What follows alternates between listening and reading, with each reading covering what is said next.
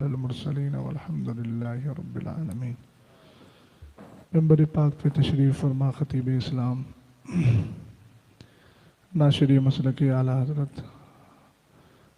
علامہ مولانا شاکر القادری صاحب قبلہ، دیگر ارباب علم و دانش، طالبان علوم نبویہ، حاضرین بزم، خواتین امت، السلام علیکم ورحمۃ اللہ تعالی وبرکاتہ۔ الحمد للہ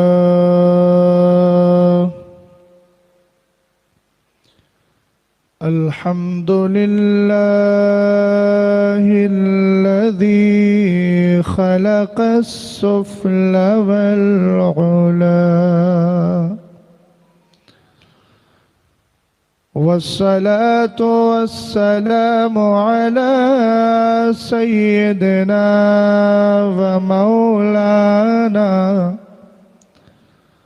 ومولانا محمد المصطفى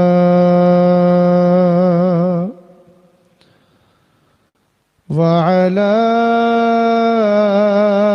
آله وأصحابه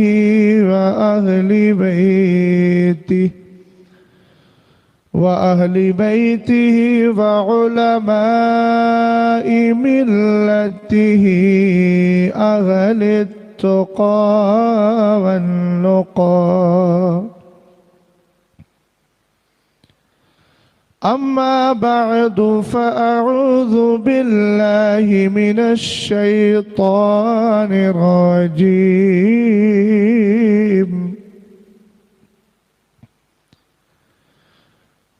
بسم الله الرحمن الرحيم،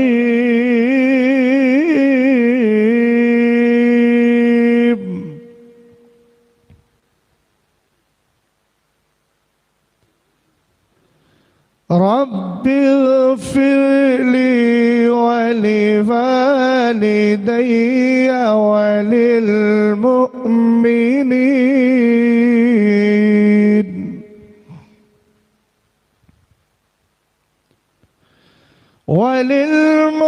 وللمؤمنين يوم يقوم الحساب،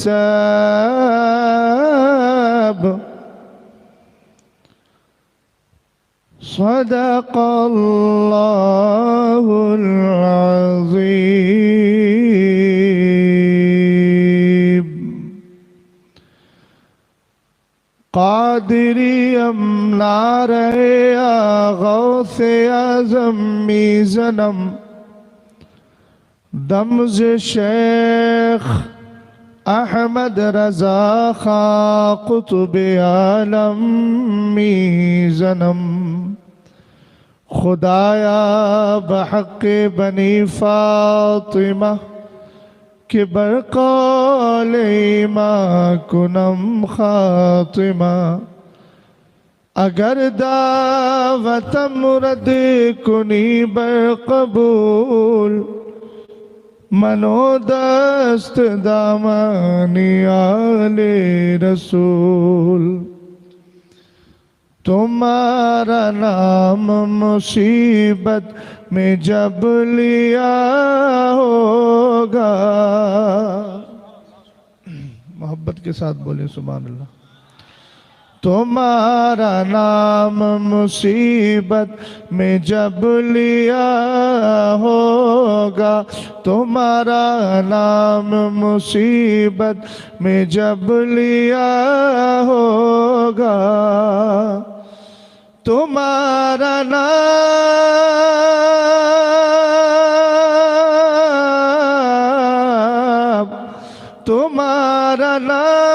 مصیبت میں جب لیا ہوگا، ہمارا بگڑا ہوا کام بن گیا ہوگا، ہمارا بگڑا ہوا کام بن گیا ہوگا، تمہارا نام مصیبت میں جب لیا ہوگا، اور یہ شعر بھی دعاؤں کے ساتھ ملاحظہ فرمائیں اور قیامت کا جو منظر ہے اس کو نظروں کے سامنے رکھیں. کہیں گے اور نبی اذهبوا الی غیری، ہر نبی کہے گا دوسرے کے پاس چلے جاؤ. کہیں گے اور نبی اذهبوا الی غیری، کہیں گے اور نبی اذهبوا الی غیری، کہیں گے اور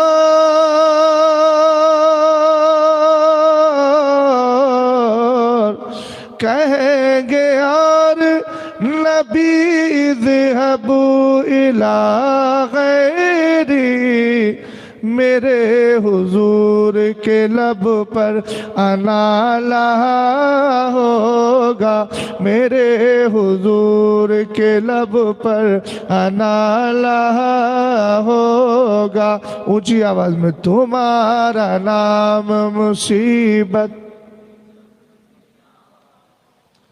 ہمارا بگڑا ہوا کام بن گیا، تمہارے در کا بھکاری ہوں فضل مولا سے. ہر ایک اپنے دل کی یہ صدا اور گزارش بارگاہ مصطفیٰ میں رکھے اور بتائے دنیا والوں کو کہ ہم غلام کس کے ہیں، بھکاری کس کے ہیں. چونکہ ہمیں جہاں سے بھیک ملتی ہے وہ در مصطفیٰ ہے، جس کے لیے میرے امام نے کہا وہی رب ہے جس نے تجھ کو ہمتن کرم بنایا، ہمیں بھیک مانگنے کو تیرا آستہ بتایا. اور مفتی اعظم نے کہا کھاتے ہیں تیرے در کا، پیتے ہیں تیرے در کا، پانی ہے تیرا پانی، دانا ہے تیرا دانا. مجھے یہ لگ رہا ہے کہ ادے پور والوں کو نظر لگ گئی ہے، شاید یہ بھول گئے ہیں کہ محفل پاک میں سبحان اللہ بھی بولنا چاہیے. میں اگر بھول گئے ہو تو میں یاد دلائی دیتا ہوں. کائنات صلی اللہ تعالیٰ علیہ وسلم نے ایک حدیث میں ارشاد فرمایا اول من یدعا الی الجنت یوم القیامہ الذین یحمدون اللہ فی السراء والضراء. قیامت کے دن جس جماعت کو سب سے پہلے جنت کی طرف بلایا جائے گا وہ لوگ ہوں گے جو خوشی میں بھی اللہ کی حمد اور اس کی تعریف کرتے ہیں، غم میں بھی اللہ کی تعریف کرتے ہیں. تو بہر صورت ہمیں اللہ کی تعریف کرنا ہے. اور یہ شعر دعاؤں کے ساتھ ملاحظہ فرما لیں مقطع کی شکل میں. تمہارے در کا بھکاری ہوں فضل مولا سے، تمہارے در کا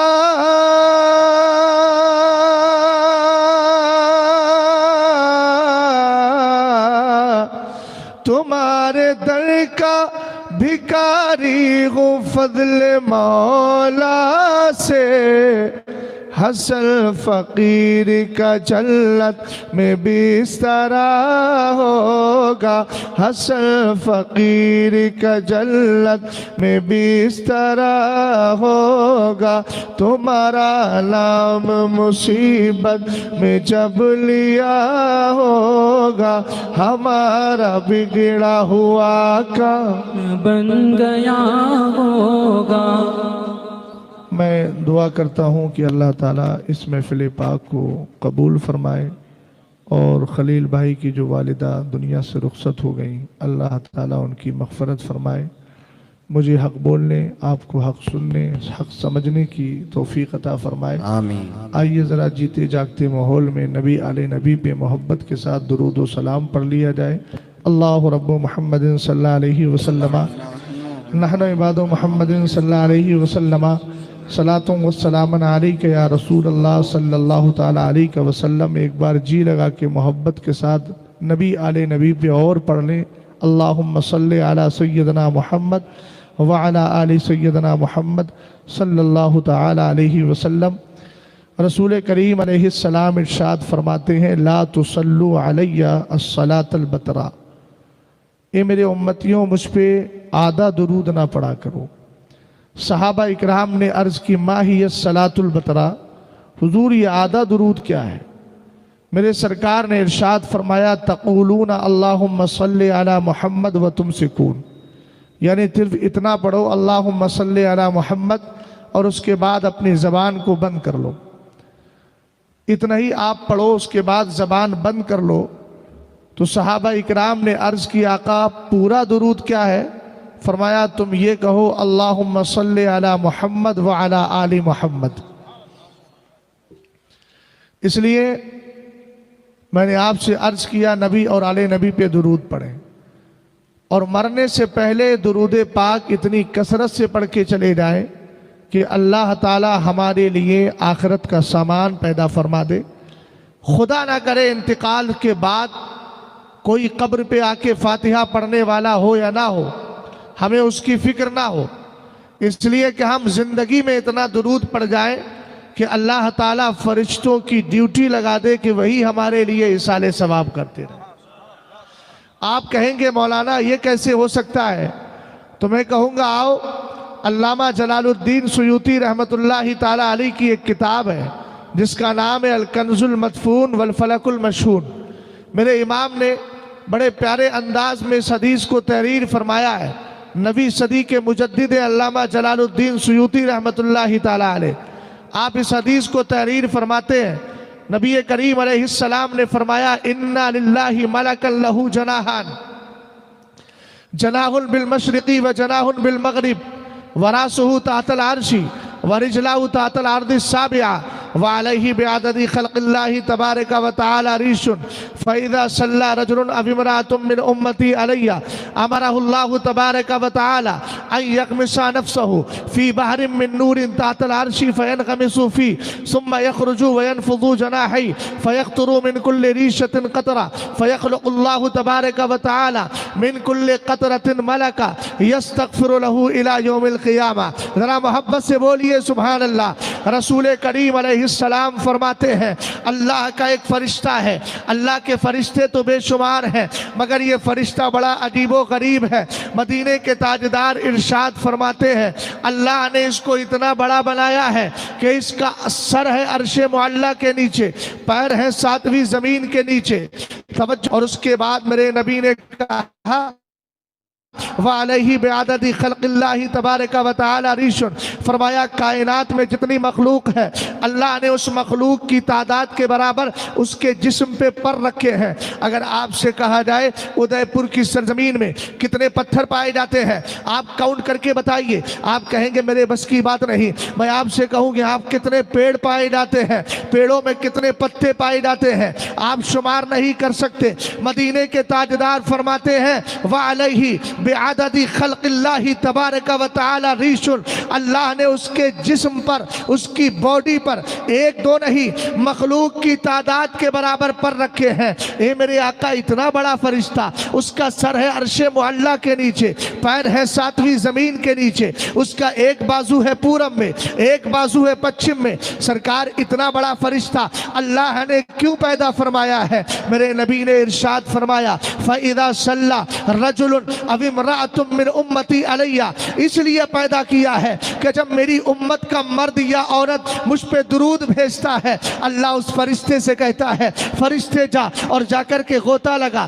اب یہ آپ کے تلی تال لیلی تال کے کسی جھیل میں جا کے غوطہ نہیں لگاتا ہے، ممبئی کے سمندر میں نہیں، عمان کے سمندر میں نہیں، بلکہ عرش کے نیچے نور کے سمندر میں جا کے غوطہ لگاتا ہے۔ میرے آقا ارشاد فرماتے ہیں غوطہ لگانے کے بعد نکل کے باہر آتا ہے۔ میں نے پہلے عرض کیا ہم سرکار نے فرمایا جتنی مخلوق اللہ نے پیدا کی ہے اس کے برابر جسم میں پر رکھے گئے ہیں۔ جن حضرات کے چہرے نیچے جھکے ہیں میں ان سے کہوں گا چہرے اٹھائیے اور ذرا میری طرف محبت سے دیکھ کے اس بات کو سنیے۔ ہمارے بھائی یہ بیٹھے ہوئے ہیں ان کو بھی بتا دیجئے گفتگو ہو رہی ہے۔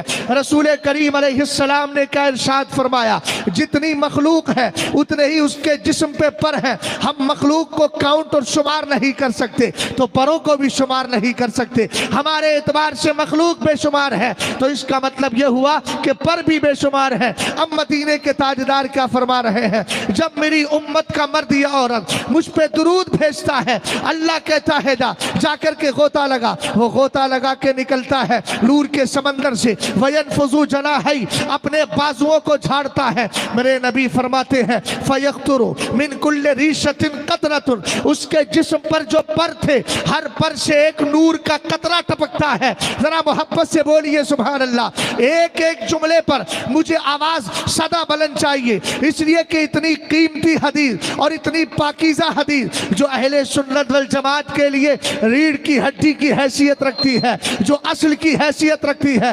ये बदअकीदा कौम पूरी दुनिया के अंदर चीखती रहती है नबी पे दुरूद ना पढ़ो, अल-आयाज़ु बिल्लाह, इसलिए कि माअल्लाह उनका अकीदा है नबी जिंदा नहीं है। हमने कहा देख तो सही सरकार कैसे जिंदा है। एक हदीस पाक और मेरे जहन में आ गई और ये हदीस सही है। सरकार इरशाद फरमाते हैं इन्ना मिन अफजली अय्यामिकुम यौमल जुमा, फरमाया तुम्हारे 7 दिनों में सबसे बेहतर दिन अल्लाह ने जुमे का रखा है। फरमाया फीही खुलिका आदम व फीही कुबिदा व फीही नफकतु व फीही साकतु। आका करीम इरशाद फरमाते हैं ये जुमे ही का दिन है जिस दिन हजरत आदम पैदा भी हुए हैं, आपका इंतकाल भी हुआ है। इसी दिन सूर फूका जाएगा, इसी दिन एक चीख और चिंगाड़ आएगी जिसकी बुनियाद पर दुनिया से मुसलमान खत्म होते नजर आएंगे। आप तवज्जो फरमाइएगा, आका करीम अलैहिस्सलाम ने आगे इरशाद फरमाया फअक्सिरू अलैहिस्सलात फीही, तो इस दिन मुझ पे कसरत के साथ दुरूद पढ़ा करो। सहाबा इकराम ने अर्ज की क्यों? मेरे नबी ने फरमाया फइन्ना सलातकुम मारूज़तुन अलैया, इसलिए कि तुम्हारा दुरूद मेरी बारगाह में पेश किया जाता है। सहाबा ने अर्ज की आका क्या आपके विसाल के बाद भी पेश किया जाएगा? मेरे नबी ने फरमाया हाँ हाँ, तुम्हारा दुरूद इंतकाल के बाद भी पेश किया जाएगा, इसलिए कि इन्नल्लाह तआला हर्रमा अलल अर्दी अन ताकुल अजसादल अंबियाई फनबियुल्लाहि हय्युन युरज़क़, इसलिए कि अल्लाह ने जमीन पे हराम फरमा दिया है कि वो नबियों के जिस्मों को खाए, इसलिए सारे नबी अपनी कब्रों में जिंदा भी है और उनको रोजी अता की जाती है। नारे तकबीर, नारे रिसालत, मसलके आला हजरत, फैजाने ताजु शज्जा। माशाअल्लाह माशाअल्लाह, बहुत अच्छा। तवज्जो है आपकी? अब तो समझ में आ गया कि मेरे नबी कब्र में, और ये अकीदा भी खुद मेरे सरकार ने दिया है। आला हजरत ने तो बाद में दिया, मेरे सरकार ने तो पहले दिया है। जो आला हजरत ने दिया है वो वही है जो सरकार अलैहिस्सलातु वस्सलाम की बारगाह से मिला है। तवज्जो है ना? गौर फरमा रहे?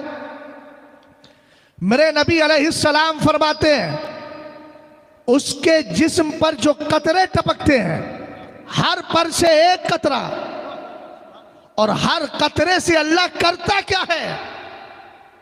फयख्लुकुल्लाहु तबारक व तआला मिन कुल्ली कतरतिन मलका, अल्लाह ताला हर कतरे से एक फरिश्ता पैदा फरमाता है, फरिश्ता पैदा फरमाता है। अब मैंने पहले अर्ज किया था पीछे पलट के आइए, कहीं ऐसा ना हो कि आप जब इसका नतीजा निकालने चले, एग्जाम तो आपने दे दिया है लेकिन एग्जाम के बाद आपका रिजल्ट गड़बड़ ना हो जाए। मैंने पहले अर्ज किया था उसके जिस्म पर मखलूक की तादाद के बराबर पर है। हमारे एतबार से मखलूक बेशुमार है, अपने एतबार से कह रहा हो, अकॉर्डिंग अस बोल रहा हो, अकॉर्डिंग मी बोल रहा हो, यानी अपने एतबार से क्या है उसकी शुमार नहीं हो सकती। मखलूक बेशुमार है तो पर भी बेशुमार है, और जब पर बेशुमार है तो कतरे भी बेशुमार हो गए। अब मदीने के ताजदार इरशाद फरमाते हैं फयख्लुकुल्लाहु तबारक व तआला मिन कुल्ली कतरतिन मलका, अल्लाह हर कतरे से एक फरिश्ता पैदा करता है। तो नतीजा निकाले, अब फरिश्ते भी बेशुमार हो गए। हे मेरे नबी, ये फरिश्ता करता क्या है? सरकार इरशाद फरमाते हैं यस्तगफिरु लहू इला यौमिल क़ियामा, दुनिया में दुरूद पढ़ने वाला कोई 60 साल में चला जाता है, कोई 70 साल में चला जाता है, कोई 40 साल में चला जाता है, लेकिन ये फरिश्ता क्या करता है? दुरूद पढ़ने वाले के लिए कयामत तक बख्शिश की दुआएं करता रहेगा। इसलिए सुन्नियों, मैंने कहा कसरत के साथ दुरूद पढ़िए ताकि जमाने को पता चल जाए। अरे भाई, तुम्हारा हाथ ईसाले सवाब के लिए उठे ना उठे, दुआए मगफिरत के लिए उठे ना उठे, हम नबी के गुलाम इतना दुरूद पढ़ के जा रहे हैं कि ये फरिश्ते ही कयामत तक हमारे लिए काफी व वाफी हो जाएंगे। नारे तकबीर, नारे रिसालत, نعرہ حیدری، مسلک اعلی حضرت، علماء اہل سنت، نعرہ تکبیر، نعرہ رسالت. توجہ ہے. اچھا، ایصال ثواب، بخشش کی دعا، دعائے مغفرت ہی تو ایصال ثواب ہے. عربی ثواب پہنچاتے ہیں آپ، تو ثواب پہنچا کے کرتے کیا ہے؟ بخشش کی دعا ہی تو کرتے ہیں. بولیے، زبان سے بولنا کہ انی نذرت للرحمن صوما فلن اکلم اليوم انسیا. یہ تو حضرت مریم نے کہا تھا کہ میں نے نہ بولنے کا روزہ رکھ لیا ہے، اور یہ تو اس شریعت میں ہے ہی نہیں. بولیے ذرا محبت سے. اب آپ کو نیکی کے لیے بھی زبردستی کہلوانا پڑ رہا ہے. سبحان اللہ. یہ کون سا جذبہ اعمال صالحہ ہے جس میں آپ کو بار بار ایڑ لگانا پڑ رہی ہے، مہمیز کی ضرورت پڑ رہی ہے. بولیے ذرا پیار سے، اور پیار سے بولیں. ایصال ثواب، ثواب پہنچانا، دعائے بخشش کرنا. ہم نے کہا جو کام ہم کر رہے ہیں وہ فرشتے ہی کرتے ہیں. اور مجھے ایک حدیث یاد آ گئی. حدیث بڑی مشہور ہے، طلبہ بیٹھے ہوئے ہیں. مولانا شاکر صاحب قبلہ عام طور سے اس حدیث کو پڑھ دیتے ہوں گے. فرشتوں نے بھی بخشش کی دعا کی، اور اتنا ہی نہیں، فرشتوں کے ساتھ ساتھ مچھلیاں بھی بخشش کی دعائیں کرتی ہیں. سرکار علیہ السلام نے فرمایا وَإِنَّ طَالِبَ الْعِلْمِ لَيَسْتَغْفِرُ لَهُ مَنْ فِي السَّمَاوَاتِ وَمَنْ فِي الْأَرْضِ حَتَّى الْحِيتَانِ فِي الْمَاءِ وَحَتَّى النَّمْلُ فِي جُحْرِهَا. یہ حتیٰ یہ حرف جار کے طور پہ نہیں، عاطفہ کے طور پر ہے. رسول کریم علیہ السلام نے فرمایا طالب علم کے لیے ایک حدیث میں وَإِنَّ الْعَالِمَ لَيَسْتَغْفِرُ لَهُ مَنْ فِي السَّمَاوَاتِ وَمَنْ فِي الْأَرْضِ حَتَّى الْحِيتَانُ فِي الْمَاءِ وَحَتَّى النَّمْلُ فِي جُحْرِهَا. علماء کی بات مانا کرے، علماء سے بڑھ کے قابل نہ بنا کرے. کہیں بھی کوئی فتویٰ دے دیا، کہیں بھی کوئی بات بول دی، ارے بھائی دین سیکھا نہیں ہے، سمجھا نہیں ہے، تو آپ اپنی طرف سے بات نہ کیجیے. ہماری عقل میں جو چیز آئی ہم نے کہا یہ اچھا ہے تو اچھا ہے، غلط ہے تو ہے غلط ہے. میں نے کہا نہیں بھائی، آپ تو دن بھر اپنے دکان میں کام کرتے ہیں، آپ کوئی نوکری کر رہے ہیں، لیکن ایک عالم دین وہ ہے جب آپ نوکری کرتے ہیں تب وہ بخاری کی حدیث پڑھا کرتا ہے. جب آپ نوکری میں مشغول ہوتے ہیں تب وہ فتاوی رضویہ پڑھا کرتا ہے. ادھر کا ماحول، ادھر کا ماحول، ادھر دیکھا ادھر دیکھا، اور کہا فلاں جگہ ایسا ہو رہا ہے، آپ کیوں نہیں کر رہے ہیں؟ یاد رکھیے کہ ہر آدمی کو دیکھ کر احکام شرع میں کبھی کبھی تبدیلی آ جاتی ہے. بولو آتی ہے کہ نہیں؟ ایک آدمی ایسا ہے جس کے منہ سے نہایت بدبو آتی ہے، اگر وہ صف کے اندر کھڑا ہو جائے تو آس پاس والے نمازیوں کے لیے تکلیف کا باعث بن جائے. تو فقہا نے فرمایا وہ اپنے گھر نماز پڑھے، مسجد میں نماز پڑھنے نہ آئے، اس لیے کہ وہ آئے گا تو تقلیل جماعت کا باعث بن جائے گا، یعنی لوگوں کی تعداد کم ہونے لگے گی. اب آپ کہیے جو آدمی جان بوجھ کے جماعت چھوڑتا ہو اس کے لیے شریعت فاسق مولین کا حکم لگاتی ہے کہ نہیں؟ وہ گناہگار ہے. لیکن اس کو شریعت اجازت دے رہی ہے کہ تو گھر جا کر کے نماز پڑھ، مسجد میں بجا. احکام شرع میں تبدیلی آ جاتی ہے. اسی طرح ملک اور کنٹری کے اعتبار سے بھی بہت سارے احکام بدل جاتے ہیں. اس لیے گھروں پر بیٹھ کر ادھر ادھر کی باتیں کر کے مفتی بننے کی کوشش مت کیجیے، اس لیے کہ فتوے گھروں میں بیٹھ کر نہیں آتے ہیں. مدرسے کی چٹائی پر بیٹھ کر دال چاول کھا کر اور علماء کی صحبت میں شرف تلمذ حاصل کر کے تب علم آیا کرتا ہے. اگر علم یوٹیوب کے ذریعے آ جائے، علم ادھر ادھر کی باتیں سن کے آ جائے، علم اگر صرف تقریریں سن کر آ جائے تو ہر آدمی عالم ہو جائے، پھر مدرسے چلانے کی ضرورت ہی کیا ہے؟ مولانا شاکر صاحب کو مدرسہ کھول لے یا ادے پور کے اندر اور مدرسوں کو علماء کرام کو چلانے کی ضرورت کیا ہے؟ اس کا مطلب یہ ہے کہ مدرسے چلانے کی ضرورت اس لیے ہے کہ علم کسی ادھر ادھر ایسی ویسی جگہ بیٹھ کر حاصل نہیں کیا جاتا، علم انہی مدرسوں سے حاصل کیا جاتا ہے. توجہ ہے؟ غور فرمائیے گا. میرے نبی علیہ السلام نے فرمایا عالم دین کے لیے آسمان و زمین کی ساری چیزیں بخشش کی دعائیں کرتی ہیں.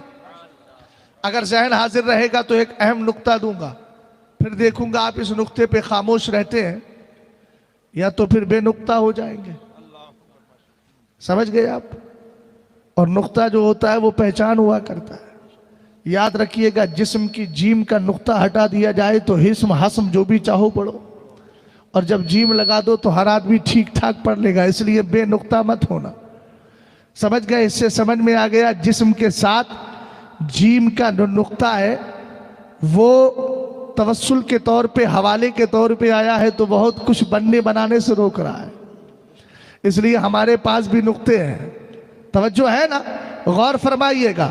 ادھر فرشتے بخشش کی دعائیں کرتے ہیں، ادھر میرے نبی نے فرمایا مچھلیاں پانی کے اندر، چیونٹیاں اپنے بلوں کے اندر۔ اور ایک حدیث پاک ہے جو صحیح ستہ میں موجود ہے، میرے نبی کا گزر ایک قبرستان سے ہوا، 2 قبر والوں پہ عذاب ہو رہا تھا۔ نبی علیہ السلام نے فرمایا یعذبان فی قبورہما وما یعذبان فی کبیر، ان دونوں قبر والوں پر عذاب ہو رہا ہے لیکن بڑے گناہ کی بنیاد پر نہیں۔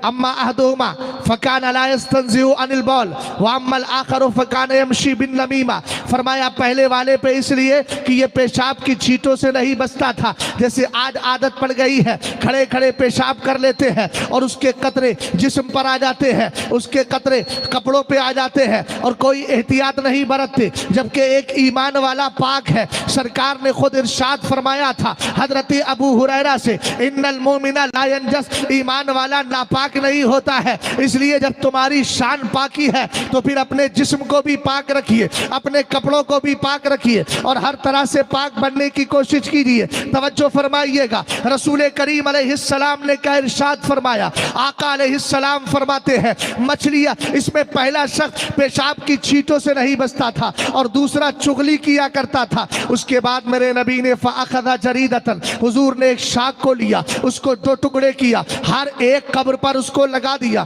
صحابہ اکرام نے بڑے غور سے دیکھا کہ سرکار علیہ السلام کو ان کو بظاہر لگا جب اس پر عذاب ہو رہا ہے تو سورہ یاسین کی تلاوت کی جاتی، قرآن پاک کی تلاوت کی جاتی یا کچھ اور پڑھ کر کے ایصال ثواب کر دیا جاتا، لیکن نبی علیہ السلام نے ایسا نہیں کیا، بلکہ سرکار نے 2 ٹہنیوں کو لگا دیا ہے۔ تو اس کی ایک حکمت، بے شمار حکمتوں میں سے ایک حکمت یہ ہے، سرکار کو معلوم تھا میری امت میں ایسے بھی غریب، ایسے بھی مسلمان ہوں گے جن کو صحیح سے کلمہ یاد نہیں ہوگا، لیکن وہ چاہیں گے اپنی قبر والوں کے لیے، اپنے عزیز و اقارب کی روح کو فائدہ پہنچا دیا جائے، تو سرکار نے ان کے لیے بھی راستہ نکال دیا کہ تر اور ہری بھری چیز لے جا کے ان کی قبر پہ رکھ دینا، اللہ تعالیٰ ان کے ذکر کرنے کی بنیاد پر قبر والوں سے عذاب کو دور فرما دے گا۔ سرکار علیہ السلام سے صحابہ نے عرض کیا میرے نبی ایسا کیوں کیا؟ سرکار نے فرمایا لعلہ ان یخفف عنہما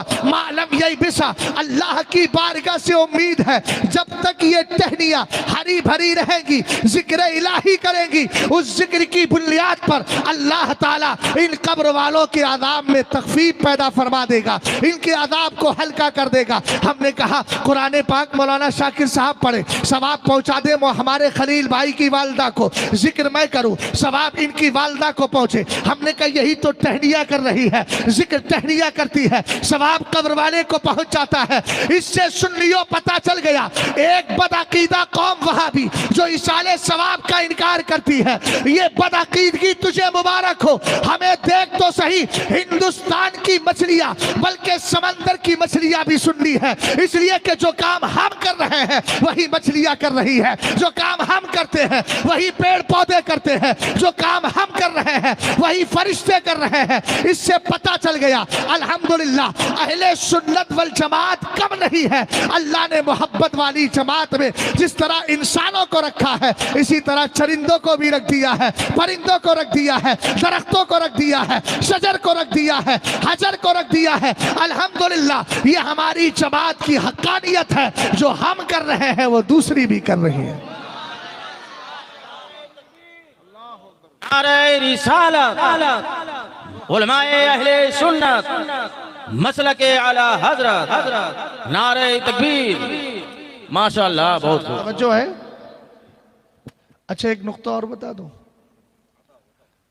سرکار نے ارشاد فرمایا عالم کے لیے بخشش کی دعائیں کرتی ہیں آسمان و زمین کی چیزیں، اور اس کے آگے فرمایا حتی الحیتان فی الماء، مچھلیاں سمندر کے اندر، پانی کے اندر، اس میں کہیں ایسا ہے کہ اگر تالاب بریلی کا ہے، ندی بریلی کی ہے، پانی بریلی کا ہے، اور امام احمد رضا خان اس تالاب کے کنارے گھومنے گئے، تب جا کر کے ان کے لیے بخشش کی دعائیں کریں گی تو کہ جان پہچان ہو گئی؟ ایسا حدیث میں ہے؟ ارے بولو ہے؟ ہم نے کہا سرکار نے مطلقاً فرمایا، اب میں چونکہ شہر محبت بریلی سے تعلق رکھتا ہوں اس لیے آپ کو شہر محبت مرکز اہل سنت بریلی لے کر کے چل رہا ہوں۔ قبر میں آرام کر رہے ہیں امام احمد رضا خان، اور بمبئی کے سمندر کی مچھلیاں بخشش کی دعائیں کر رہی ہے۔ یار بولیے تو صحیح، کم سے کم آپ کی سمجھ میں تو کچھ آئے اور مجھے لگے کہ آپ سمجھ رہے ہیں۔ اور قبر میں آرام کر رہے ہیں حجت الاسلام، اور آپ کے اور عمان کے سمندر کی جو مچھلیاں ہیں وہ دعا کر رہی ہے۔ اسی طریقے سے آرام کر رہے ہیں مفتی اعظم، آرام کر رہے ہیں تاج الشریعہ، اور اسی طریقے سے بحر ہند کی مچھلیاں ان کے لیے کیا کر رہی ہے؟ بخشش کی دعائیں کر رہی ہے۔ ہم نے کہا اے بدعقیدہ قوم، اب بھی ہوش کے ناخن لے لے، نبی علیہ السلام کی نگاہ خاص کیا پڑتی ہے، اللہ کا کرم خاص کیا ہوتا ہے کہ سمندر کے اندر رہنے والی مچھلیاں بھی اتنی دور رہتے ہوئے جانتی ہے بریلی میں کوئی احمد رضا خان ہے۔ ارے جب مچھلیوں کی نظروں سے بریلی کا احمد رضا خان نہیں چھپا ہے تو ہم جیسے غلام مدینے کے تاجدار سے کیسے چھپ سکتے ہیں؟ توجہ ہے؟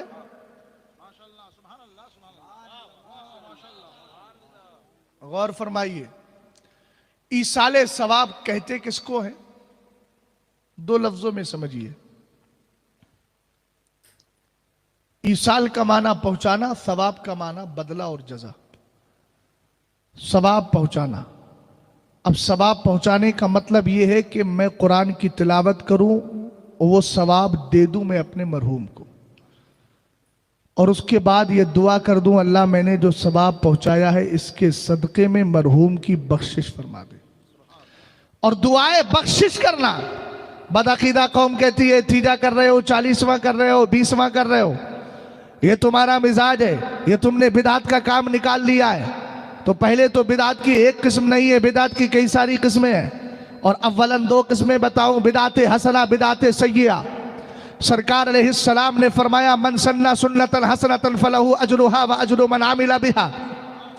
اگر کوئی دین کے اندر اچھا راستہ نکالتا ہے، یہ خود نبی علیہ السلام فرما رہے ہیں، مشکات شریف کی حدیث پاک ہے، اور الگ الگ کتابوں میں آپ کو یہ حدیث مل جائے گی۔ میرے نبی علیہ السلام نے فرمایا جو دین کے اندر اچھا راستہ نکالتا ہے تو اس کو ہی ثواب نہیں ملتا، اس کے ساتھ ساتھ جتنے لوگ قیامت تک اس پر عمل کریں گے اللہ ان کے برابر اس کو بھی ثواب عطا فرما دے گا۔ اور آگے یہ بھی فرما دیا کہ اگر کوئی برا راستہ نکالتا ہے تو جتنا گناہ اس کو ملتا ہے اتنا ہی اس راستے پر چلنے والے کو آئے، اور ان کے ساتھ جتنا ان کو گناہ مل رہا ہے راستہ نکالنے والے کو بھی مل رہا ہے۔ اس کا مطلب حدیث نے بتا دیا کہ اسلام کے اندر دو چیزیں ہیں، اگر اچھا راستہ نکالو گے اللہ تمہیں اجر و ثواب عطا فرمائے گا، برا راستہ نکالو گے اللہ تمہیں تمہارے نامہ اعمال میں گناہ لکھ دے گا اور فرشتوں کو حکم دے دے گا۔ بات سمجھ میں آ گئی کہ نہیں؟ اب مجھے یہ بتائیے تیجا جو کیا جاتا ہے، 10واں جو کیا جاتا ہے، یہ اچھا راستہ ہے کہ برا راستہ ہے؟ جلدی بولیے یار، اچھا راستہ ہی تو ہے، اللہ نے آواز دی ہے تو کم سے کم آپ کی آواز نکلنا تو چاہیے، بولو اچھا راستہ ہے کہ برا؟ اچھا راستہ ہے، اس کا مطلب کلیئر ہو گیا۔ اور جب اچھا راستہ ہے تو سنو تمہارا اچھا بولنا کتنا اچھا ہے۔ مدینے کے تاجدار فرماتے ہیں ما رآہ المسلمون حسنا فہو عند اللہ حسن، جس کو مسلمان اچھا سمجھتے ہیں وہ اللہ کی بارگاہ میں بھی اچھا ہوا کرتا ہے۔ ہم نے کہا تیجے میں ہم کوئی رقص و سرور نہیں مناتے، ہم تیجے کے اندر ناچتے نہیں ہیں، گانے نہیں گاتے ہیں، ہم کیا کرتے ہیں سرکار کی نعت پاک پڑھتے ہیں۔ اور یہ نعت مصطفیٰ پڑھنا، سرکار علیہ السلام کی نعت پڑھنا، آقا کریم کی مدح و ستائش کرنا، یہ تو قرآن پاک کی سنت کریمہ ہے۔ ہم قرآن سے پوچھتے ہیں قرآن نبی کی تعریف کر، نبی کی نعت بیان کر، تو قرآن کہے گا کیا پوچھنا چاہتا ہے؟ نبی کی زبان کے بارے میں پوچھتا ہے تو سن وما ينطق عن الهوى ان هو الا وحی یوحى۔ ہم نے کہا نبی معراج پر گئے، قرآن بولا سبحان الذی اسری بعبدہ۔ ہم نے کہا معراج سے آئے، قرآن بولا والنجم اذا هوى ما ضل صاحبکم وما वमा गवा। हमने कहा नबी का चेहरा क्या है, कुरान बोला वद्दुहा। हमने कहा नबी की जुल्फ क्या है, कुरान बोला वल्लैली इज़ा सजा। हमने कहा कुरान उतरा किस पर है, कुरान बोला नुज़्ज़िला अला मुहम्मद। हमने कहा कुरान डाउट करे तुझमें, कुरान कहता है ज़ालिकल किताबु ला रैब फी। इसी तरीके से आप कुरान पाक के अंदर सब कुछ मालूम करते चले जाए। रसूल करीम अलैहिस्सलाम की मदहो सताई, सरकार की नाते पाक पते का पता करते चले जाए। हमने कुरान की आयतों को पढ़ने के बाद फिर इमाम अहमद रजा खान का रुख किया। हमने कहा आप बताइए लात गोई कहाँ से सीखी है, लात पढ़ना लात कहना कहाँ से सीखी है। बोले अल्लाह के मुकद्दस कुरान से सीखी है। इसमें मैंने सरकार की नात पाई है, मैंने मंजूम शक्ल में पेश कर दी है। हमने कहा क्या पाया, तो कहने लगे अल्लाह की सरता बकदम शान है ये, इंसान ही इंसान व इंसान है ये। कुरान तो ईमान बताता है इन्हें, ईमान ये कहता है मेरी जान है ये। नारे तकबीर, नारे रिसालत, उलमाए अहले सुन्नत, मसलके आला हजरत। माशाअल्लाह। तवज्जो है, खलील भाई थके तो नहीं है, गौर कर रहे हैं। इंशाअल्लाह रहमान वालदा की रूह खुश हो रही होगी, इसलिए कि खुशी का काम ही कर रहा हूं। गौर फरमाने, अभी मैं स्टेप बाय स्टेप आप तक पहुंचूंगा। तवज्जो है, पहली चीज है बख्शिश की दुआ करना। तो बख्शिश की दुआ करना ये तो नबियों का तरीका है।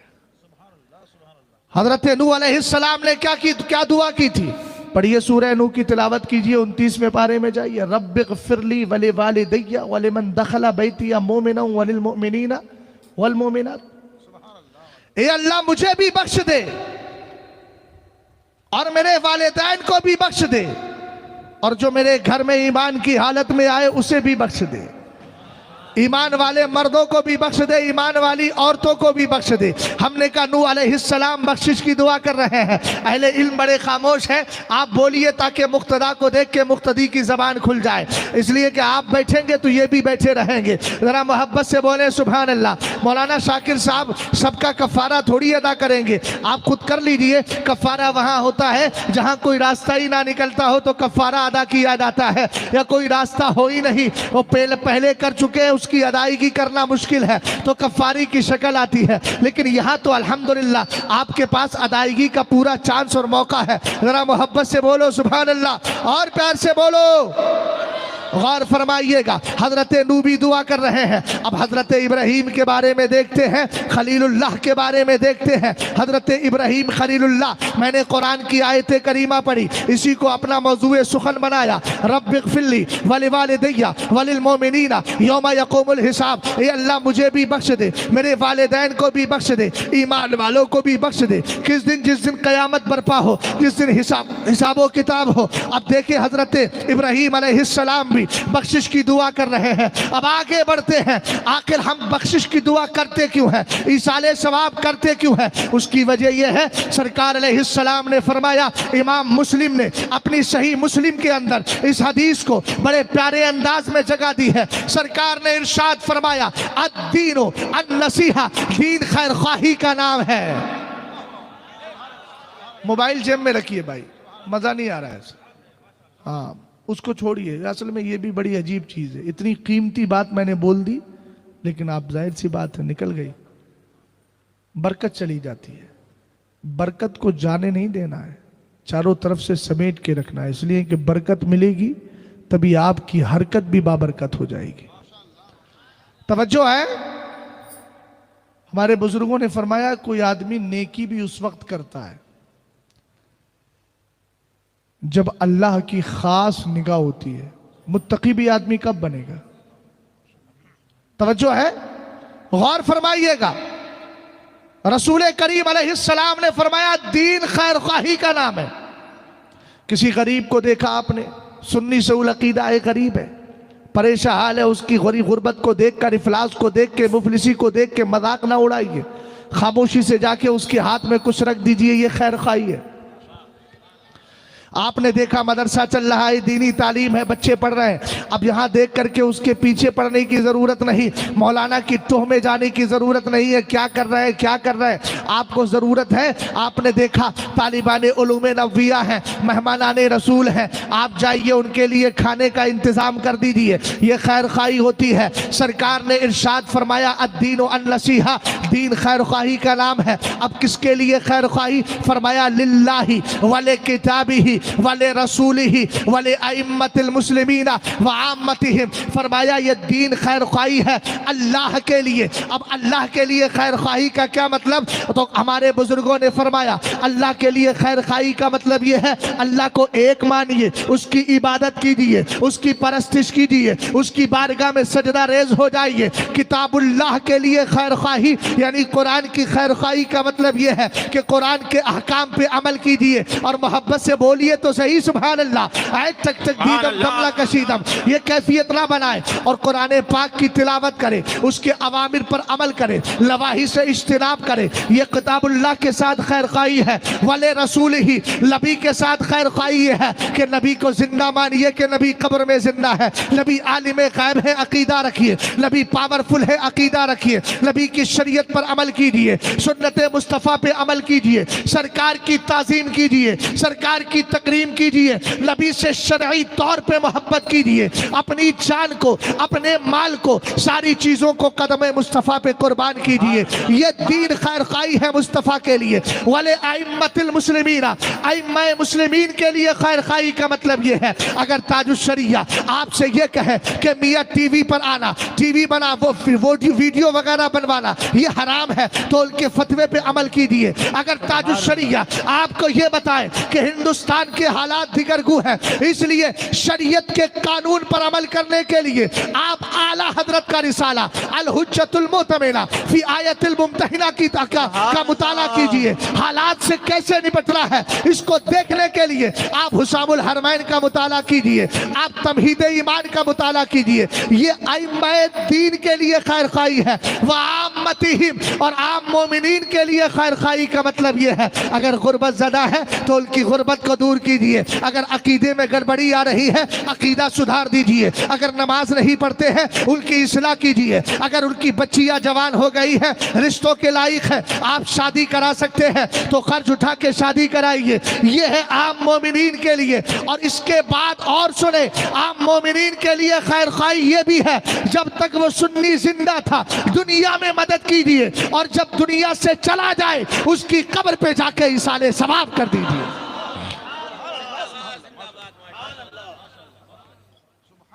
اعلیٰ حضرت رضی اللہ تعالیٰ عنہ نے ایصال ثواب پر ایک زبردست حدیث پاک تحریر فرمائی۔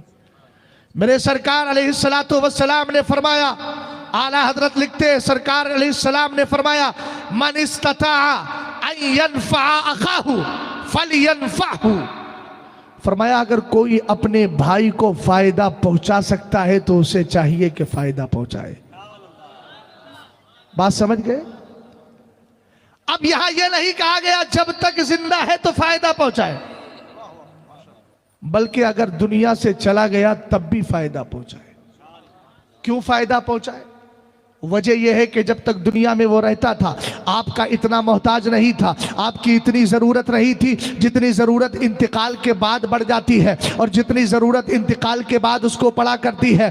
آپ دنیا میں تھا غربت کی زندگی کاٹ کے بھی 2 وقت کا کھانا کھانے کے لیے پیسہ کما لیا کرتا تھا، لیکن جب قبر میں چلا جاتا ہے سرکار ارشاد فرماتے اذا مات ابن آدم انقطع عملہ، جب انسان مر جاتا ہے اس کے عمل کا سلسلہ ختم ہو جاتا ہے، اب اس کو سخت ضرورت پڑ رہی ہے۔ اسی لیے تو مدینے کے تاجدار نے فرمایا، آقا کریم فرماتے ہیں احب الاعمال الی المولا ادخال السرور فی قلب المومن، فرمایا سنو بعد الفرائض، فرائض کے بعد یعنی فرائض آپ جو زکوٰۃ کی ادائیگی ہے اسی طریقے سے حج کی ادائیگی ہے، نماز کی ادائیگی ہے، سرکار علیہ السلام فرماتے ہیں احب الاعمال بعد الفرائض الی المولا ادخال السرور فی قلب المومن، فرمایا فرائض کے بعد اللہ کی بارگاہ میں سب سے زیادہ محبوب اگر عمل ہے تو وہ یہ ہے کسی ایمان والے کے دل میں خوشی پیدا کر دی جائے۔ اور یہ بتاؤ جب قبر کے اندر کوئی مردہ پڑا ہے اس کے لیے ایصال ثواب کرو گے، خوشی ہوگی کہ نہیں ہوگی؟ یقیناً ہوگی۔ آپ کہیں گے مولانا کوئی دلیل، تو میں کہوں گا چلو حدیث پاک سن لو۔ حضرت انس بن مالک فرماتے ہیں سأل رسول رجل رسول اللہ صلی اللہ تعالی علیہ وسلم، ایک شخص نبی کی بارگاہ میں آیا اور اس نے آ کے سرکار سے پوچھا نحن نتصدق عن موتانا ونحج عنہم وندعو لہم، اے میرے آقا ہم اپنے مردوں کی طرف سے صدقہ بھی کرتے ہیں، حج بھی کرتے ہیں، ان کے لیے دعائیں مغفرت بھی کرتے ہیں، فہل یصل الیہم ذالک، حضور پہنچتی بھی ہے کہ نہیں پہنچتی؟ سرکار نے ارشاد فرمایا لام انہ یصل الیہم، ہاں ان کو پہنچتی ہے۔ اب میں نے کہا تھا احب الاعمال بعد الفرائض الی المولا ادخال السرور فی قلب المسلم، فرمایا سب سے بہتر عمل فرائض کے بعد یہ ہے ایمان والے کے دل میں خوشی پیدا کر دی جائے۔ اب جملہ سنو، سرکار فرماتے ہیں وَيَفْرَحُونَ كَمَا يَفْرَحُ أَحَدُكُمْ بِالطَّبْقِ إِذَا أُهْدِيَ إِلَيْهِ، سرکار کہتے ہیں پہنچنے کی بات کرتے ہو میاں، جب تمہارا ثواب ان مردوں کے پاس پہنچتا ہے تو انہیں ایسی ہی خوشی ہوتی ہے جیسے تمہارے پاس کھجور کی تشتری اور طباق پیش کیا جائے، انہیں خوشی ہوتی ہے۔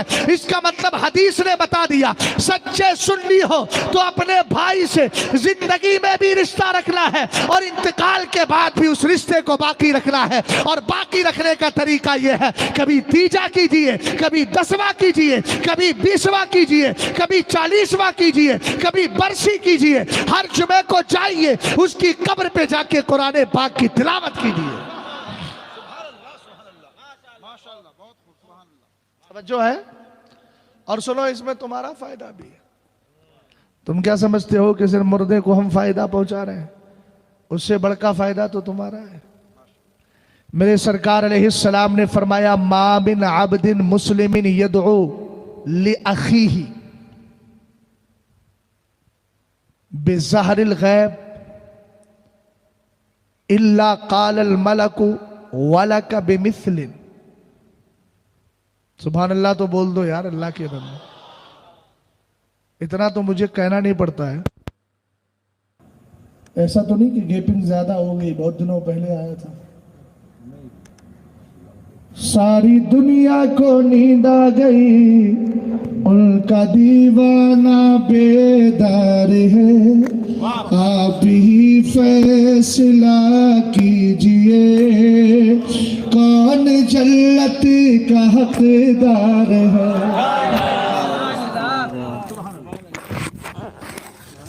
سرکار علیہ السلام فرماتے ہیں جب ایمان والا مومن بندہ، مگر ایک چیز اور بتاؤ، ایصال ثواب کا فائدہ اسی وقت پہنچتا ہے کہ جب ثواب پہنچانے والا بھی سنی ہو اور جس کو پہنچایا جا رہا ہے وہ بھی سنی ہو۔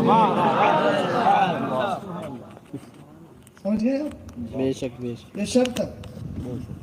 سرکار علیہ السلام نے فرمایا ما من عبد المسلم یدعو لاخیہ، جب کوئی بندہ مومن اپنے بھائی کے لیے بخشش کی دعا کرتا ہے بظہر الغیب، اس کے پیٹھ پیچھے، تو ظاہر سی بات ہے کہ خلیل بھائی کی والدہ ہے تو آپ کے سامنے تو ہیں، وہ اپنی قبر میں ہیں، ادھر آپ کیا کر رہے ہیں؟ بخشش کی دعائی تو کر رہے ہیں، بولیے صحیح۔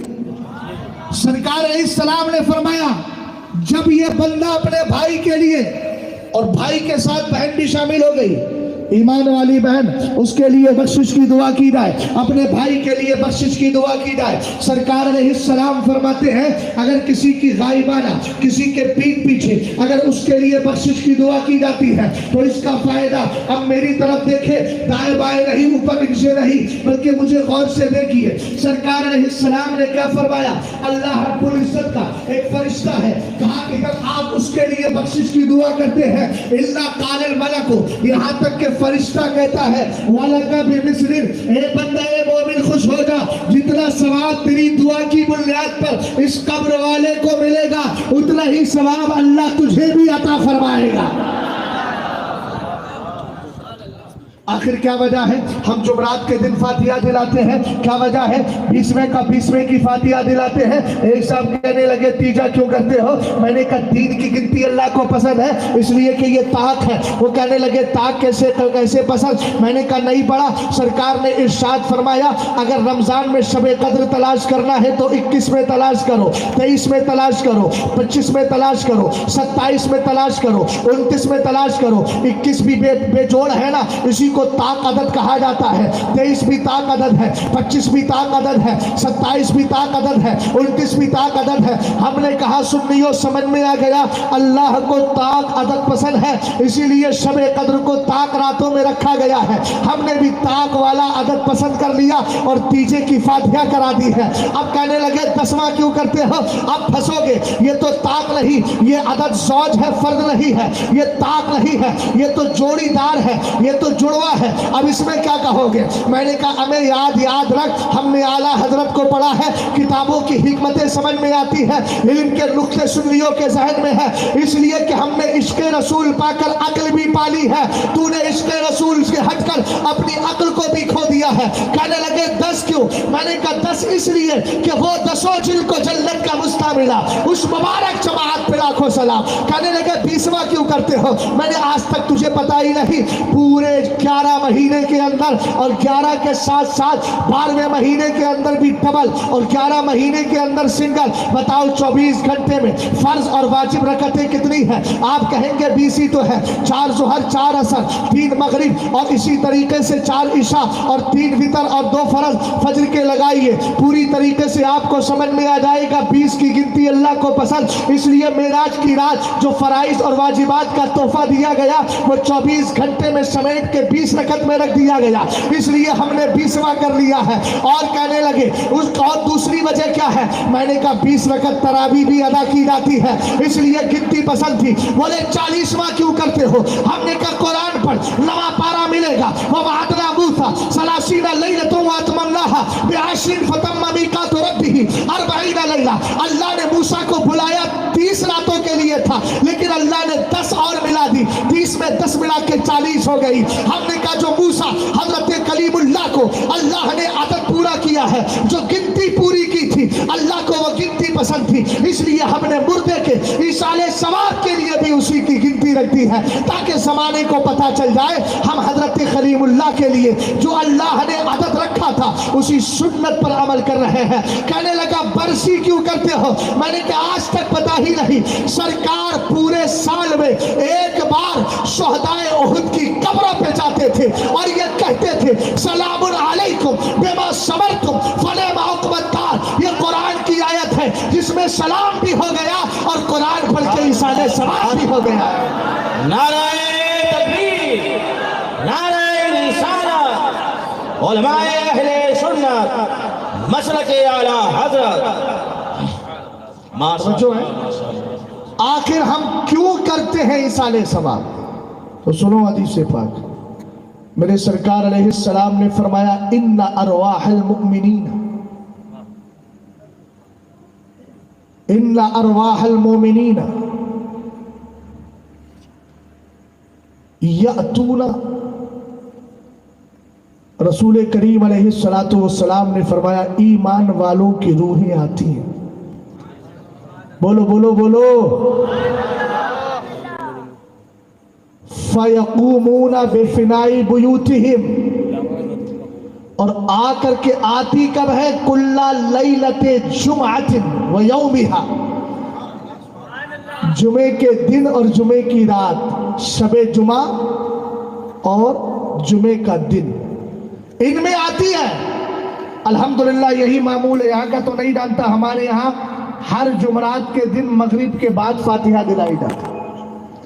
کیوں دلائی جاتی ہے؟ اس لیے کہ روحیں آتی ہیں، اور آنے کے بعد کیا کرتی ہے؟ فَيَقُومُونَ، حالانکہ ارواح روحن کی جمع ہے اور یہ جمع تکسیر ہے تو عقل میں آتا ہے تاتی آئے، لیکن حدیث کے الفاظ یہی ہے اس لیے میں پڑھ رہا۔ ان ارواح المؤمنین یاتون کل لیلۃ جمعۃ و یومہا، جمعے کی رات اور دن میں کیا آتی ہے؟ اللہ ایمان والوں کی روحیں آتی ہے. بولو بھائی سبحان اللہ. ایمان والوں کی روحیں آ کے کیا کرتی ہے؟ فَيَقُومُونَ بِبِنَاءِ بُيُوتِهِمْ فِي فِنَاءِ بُيُوتِهِمْ، اور آ کر اپنے گھروں کے صحن اور آنگن میں آ کر کے کھڑی ہو جاتی ہے. اور کھڑی ہونے کے بعد کیا کرتی ہے؟ ثُمَّ يُنَادِي كُلُّ وَاحِدٍ مِّنْهُمْ، ان میں سے ہر ایک کی روح پکارتی ہے. اور پکارتی کس کو ہے اور کیسے پکارتی ہے؟ بِصَوْتٍ حَزِينٍ، غم زدہ آواز میں پکارتی ہے اور کہتی ہے یا اہلی و یا اولادی و یا اقربائی رحمکم اللہ تبارک و تعالی اعتفوا علینا بالصدقۃ والدعاء. وہ کہتی ہے غم زدہ آواز میں کہتی ہے اے میرے گھر والوں، اے میرے بچوں، اے میری اولاد، اے میرے رشتہ داروں، اے میرے قرابت داروں، رحمکم اللہ، اللہ تم پر رحم فرمائے.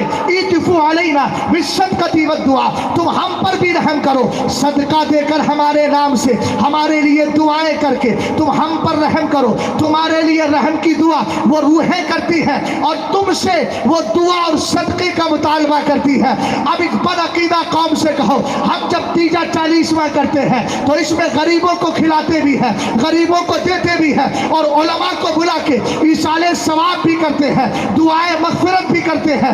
کرتے اس لیے ہے کہ ہمارے قریبی کی روح جو آئی ہے تاکہ وہ گھر سے جائے تو محروم ہو کر نہ جائے، ثواب کی تشتری لے کر کے چلی جائے. سمجھ گئے؟ اور سرکار علیہ السلام کے دور سے یہ سلسلہ جاری ہے. اب اٹھائیے ابو داؤد سجستانی کو، کتاب الاضاحی کا مطالعہ کریں. میرے سرکار علیہ السلام کی بارگاہ میں ایک دمبا، 2 دمبے لائے گئے. سرکار علیہ السلام نے ان کو ذبح کیا، اور ذبح کرنے سے پہلے آپ نے دعا کیا کی؟ چچا ذرا دھیان سے میری طرف دیکھنا، اب اٹھنے کی کوشش نہ کیجیے اور ایسے بیٹھ جائیے. راجستھان میں رہتے ہو جیسے خواجہ پیا کے بٹھائے ہوئے اونٹ بیٹھ گئے تھے. سمجھ گئے؟ ہاں، ڈبل حق ہے آپ کا بیٹھنے کا. ایک تو آپ اپنے اس لیے بیٹھیے کہ مسلمان ہیں، دوسرا اس لیے بیٹھیے کہ راجستھان میں ہے، تاکہ ادھر کا کنیکشن آپ کا سمجھ میں آ جائے. غور کر رہے ہیں؟ رسول کریم علیہ السلام نے دعا کی اللہم تقبل من محمد ومن آل محمد ومن امت محمد ثم ضحى بی. سرکار علیہ السلام دعا کر رہے ہیں. اب یہی تو ہوتا ہے، باپ نے دعا کی ہے بیٹے کے لیے، بیٹے نے دعا کی ہے باپ کے لیے، رشتہ دار نے دعا کی ہے رشتہ دار کے لیے، قرابت دار نے دعا کی ہے قرابت دار کے لیے، بیٹی نے دعا کی ہے ماں کے لیے، بھائی نے دعا کی ہے بہن کے لیے، بہن نے دعا کی ہے ماں کے لیے. یہی ہوتا ہے. پڑھا آپ نے ثواب اس کو. اب قربانی سرکار کر رہے ہیں. میرے نبی نے 2 دمبے ذبح کیے، سرکار قربانی کر رہے ہیں. مال میرے نبی کا ہے، دست پاک میرے نبی کا ہے، چھری میرے نبی کی ہے، قربانی کرنا میرے نبی کا ہے، عمل سرکار کا ہے. لیکن ثواب کس کو پہنچا رہے ہیں؟ اے اللہ یہ قربانی میری ہے لیکن یہ میری طرف سے بھی قبول کر لے، میری اولاد کی طرف سے بھی کر لے، اور میری امت کے ان غریب مسلمانوں کی طرف سے کر لے جو قیامت تک آئیں گے لیکن قربانی کرنے کی طاقت نہیں رکھیں گے. اب ذرا غور فرمائیے گا، اے میرے آقا ہم گناہگار بدکار اگر ہم یہ کر دیتے ہیں ایصال ثواب تو فائدہ کیا ہوتا ہے؟ آمدن برسر مطلب. اب فائدہ لے کر کے جائیے گا. حضرت عبداللہ ابن عباس رضی اللہ تعالی عنہما کی حدیث پاک ہے، مل میت فی القبر، سرکار علیہ السلام نے فرمایا مل میت فی القبر الا کالخریق المتغفز ينتظر دعوة تلحقه من اب او ام او اخ او صدیق فاذا لحقته كان احب اليه من الدنيا وما فيها وان الله تبارك وتعالى لا يدخل الى اهل القبور من دعاء اهل الدنيا امثال الجبال وان هدية الاحياء الى الاموات الاستغفار له.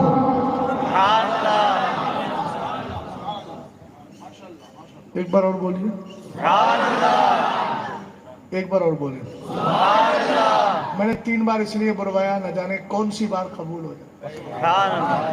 اللہ کرے ہر بار قبول ہو جائے.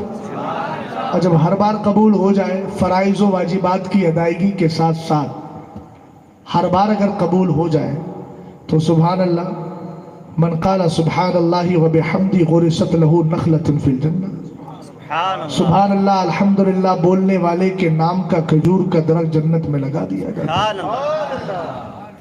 سرکار علیہ السلام نے ارشاد فرمایا جس مردے کو تم قبر میں ڈال کے آتے ہو یہ پکارتا ہے لوگوں میری مدد کرو، لوگوں میری مدد کرو، لوگوں میری مدد کرو، مگر فرق یہ ہے اس کی مثال ایسی ہے جیسے مدد طلب کرنے والا، ایک حدیث میں ہے متغوث، سواد کے ساتھ تو مانا ہوگا ڈوبنے والا، وہ کہتا ہے مجھے بچاؤ مجھے بچاؤ، مگر اس کی آواز کو دنیا سنتی ہے، مردے کی آواز کو ہم نہیں سنتے۔ جنات اور انسان کے درمیان اور ان کے درمیان پردہ ڈال دیا گیا ہے۔ اب میرے نبی نے راستہ بتا دیا، ینتظر، یہ قبر میں پڑا انتظار کرتا ہے، اب اس کو جائیداد کی ضرورت نہیں ہے۔ آپ نے لاکھوں نہیں کتنے محلہ اور کتنے منزل آپ نے اپنی عمارت بنائی ہے، مردے کو آپ کی اس عمارت سے کچھ لینا دینا نہیں۔ ینتظر دعوا، یہ قبر میں پڑا دعا کا انتظار کرتا ہے۔ کس کی دعا کا؟ تلحقہ من اب او ام او اخ او صدیق، اگر مرنے والا بیٹا ہے دعا کا انتظار کرتا ہے، کاش میری ماں میرے لیے دعا کر دے، بولو یار پیار سے سبحان اللہ، کاش میرا بھائی میرا باپ میرے لیے دعا کر دے۔ اگر مرنے والا بھائی ہے انتظار کرتا ہے، کاش میرا بھائی میرے لیے بخشش کی دعا کرے۔ مرنے والا یار ہے تو انتظار کرتا ہے، کاش میرا یار میرے لیے بخشش کی دعا کر دے۔ آقا کریم ہم جیسے گناہگار اگر دعا کرتے ہیں اور اس دعا کا فائدہ اس کو پہنچتا ہے، سرکار نے فرمایا فَإِذَا لَحِقَتْهُ كَانَ أَحَبَّ إِلَيْهِ مِنَ الدُّنْيَا وَمَا فِيهَا، جب یہ دعا اس تک پہنچ جاتی ہے اس کو ثواب ملتا ہے، تو یاد رکھو دنیا کی ساری نعمتیں سمیٹ کے ایک پلڑے میں لا کے رکھ دو اور ایک طرف یہ دعا رکھ دو، تو اس کے نزدیک دنیا کی نعمت محبوب نہیں ہوگی، یہ دعا زیادہ محبوب ہوگی۔ سرکار ہم جیسے لوگ دعا کریں تو ملتا کیا ہے؟ فرمایا وَإِنَّ اللَّهَ تَعَالَى لَيُدْخِلُ إِلَىٰ أَهْلِ الْقُبُورِ مِن دُعَاءِ أَهْلِ الدُّنْيَا أَمْثَالَ الْجِبَالِ، اللہ تعالیٰ دنیا والوں کی دعاؤں کے صدقے میں قبر والوں پہ پہاڑوں کے برابر ثواب اتار دیا کرتا ہے۔ کیا کرتا ہے؟ پہاڑوں کے برابر ثواب۔ مرنے والا اگر باپ ہے کہتا ہے من ایننی ھذا، اے اللہ مجھ بدکار کے لیے اتنا ڈھیر ثواب کہاں سے آ گیا؟ جواب ملتا ہے باستغفار ابنک لک، سبحان اللہ، الیوم، آج تیرے بیٹے نے تیرے لیے بخشش کی دعا کر دی ہے۔ حضور راستہ اختیار کریں، کچھ ہم بھی چاہتے ہیں گفٹ دیں مردوں کو،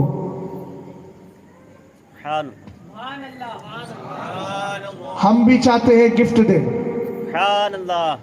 جیسے کسی کے یہاں اگر برتھ ڈے ہوتا ہے تو آدمی چلا جاتا ہے، شادی ہوتی ہے تو چلا جاتا ہے، اور موقع ہوتا ہے کوئی خوشی کا موقع ہے تو گفٹ لے کر کے چلا گیا۔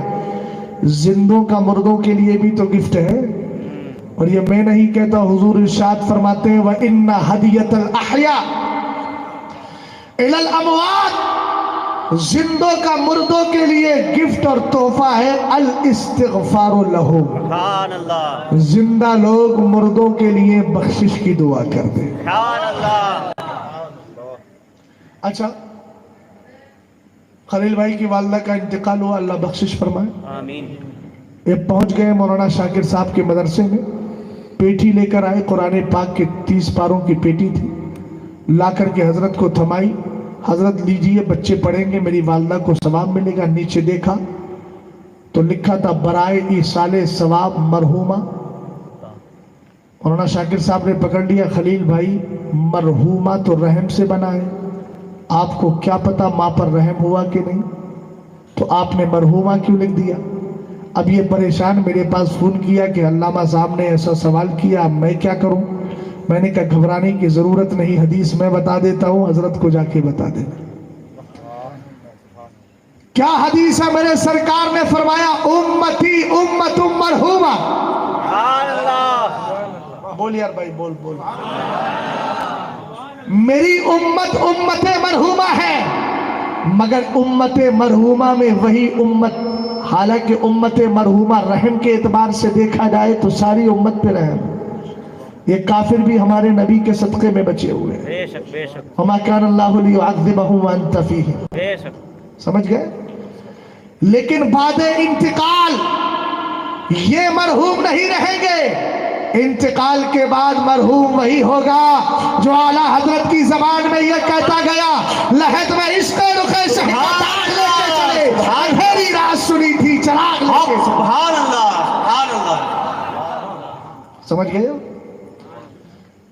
اب سرکار نے ارشاد فرمایا میری امت امت مرحومہ ہے. ایک سوال اور کر دیا, رحم کا سلسلہ کب سے شروع ہوا یہ بھی تو بتاؤ.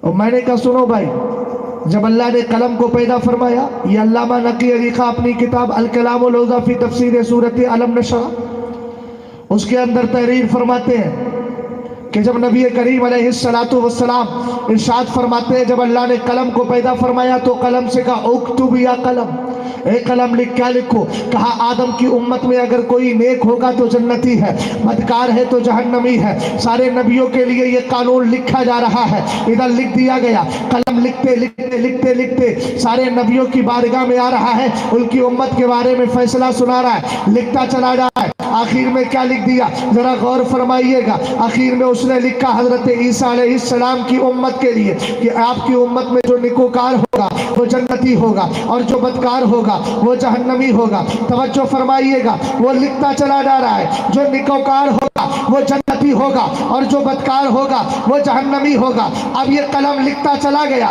اور لکھتے لکھتے کہاں تک پہنچ گیا, سرکار علیہ السلام کی امت میں جا رہا ہے. اس نے لکھا نبی کی امت میں جو نیک ہوگا وہ جنتی ہوگا. ابھی دوسرا قانون لکھنا چاہتا تھا کہ جو بدکار ہوگا وہ جہنمی ہوگا. ابھی لکھنا چاہتا تھا کہ رب کی بارگاہ سے خطاب ازل آیا, رب نے فرمایا تعدب یا قلم, اے قلم ادب سے کام لے, ادب سے ادب کا دامن تھام لے.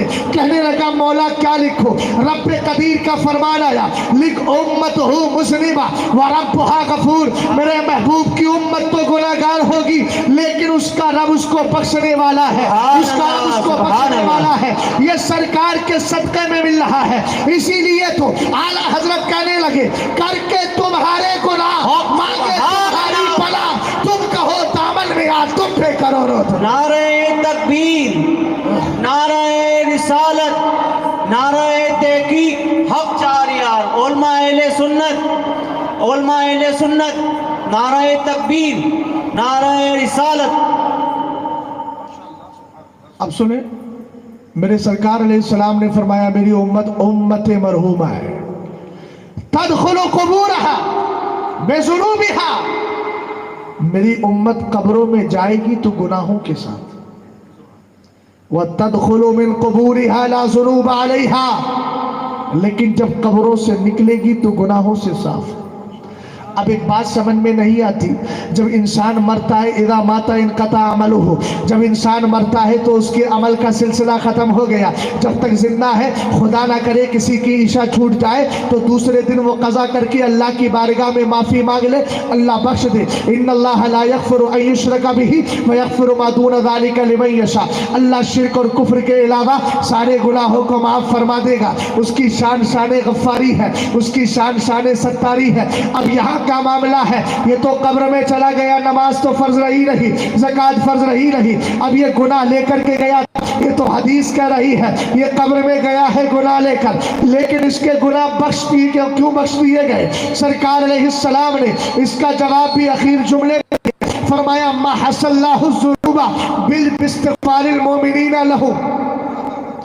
فرمایا یہ قوم گئی تھی گناہ لے کر, لیکن اس کے انتقال کے بعد ایمان والوں نے اس کے لیے بخشش کی دعائیں کی. سبحان اللہ. اللہ کو اس کا دعا کرنا پسند آ گیا اور اس امت کی وجہ سے ان مردوں کی بخشش کر دی گئی.